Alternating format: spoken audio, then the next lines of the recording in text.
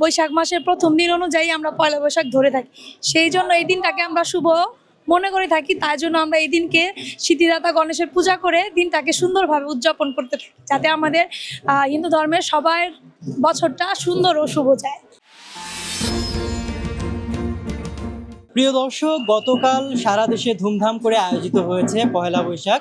রাজধানীর শাঁখারীবাজার, তাঁতীবাজার, লক্ষ্মীবাজার এবং এর আশপাশের সনাতন ধর্মাবলম্বীরা আজকে মানে 15 তারিখে পয়লা বৈশাখ উদযাপন করছেন। তো আসলে একদিন পরে কেন আপনারা পয়লা বৈশাখের সাথে এই পূজাগুলো উদযাপন করছেন? এটা আপনাদের ধর্মীয় রীতি এবং সংস্কৃতির মেলবন্ধনটা কিভাবে আপনারা উদযাপন করছেন, একটু বিস্তারিত জানাবেন। বৈশাখ মাসের প্রথম দিন অনুযায়ী আমরা পয়লা বৈশাখ ধরে থাকি, সেই জন্য এই দিনটাকে আমরা শুভ মনে করে থাকি। তাই জন্য আমরা এই দিনকে সিদ্ধিদাতা গণেশের পূজা করে দিনটাকে সুন্দরভাবে উদযাপন করতে থাকি, যাতে আমাদের হিন্দু ধর্মের সবার বছরটা সুন্দর ও শুভ যায়।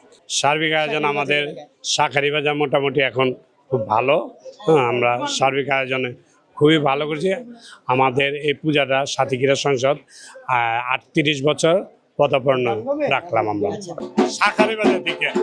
আমাদের এলাকার বাইরে যেমন কোর্ট হাউস স্ট্রিটে মুসলমান আছে, ওইখানে একটা মসজিদ আছে, এবং কোতালি রোডেও আমাদের আছে মসজিদ আছে, কিন্তু আমাদের কোনো মসজিদে কোনো সমস্যা নেই। আমাদের আমরা করি, এদের নামাজ এদের আজান এরা করে, আমাদের মধ্যে কোনো ভেদাভেদ নেই। আজকের আনন্দটা কেমন? খুবই ভালো। আজকে আমরা সবাই একসাথে একত্রিত হয়েছি। আজকে বাবা গণেশের পুজো, আমরা সবাই একসাথে একত্রিত হয়ে সবাই দিনটা উদযাপন করছি।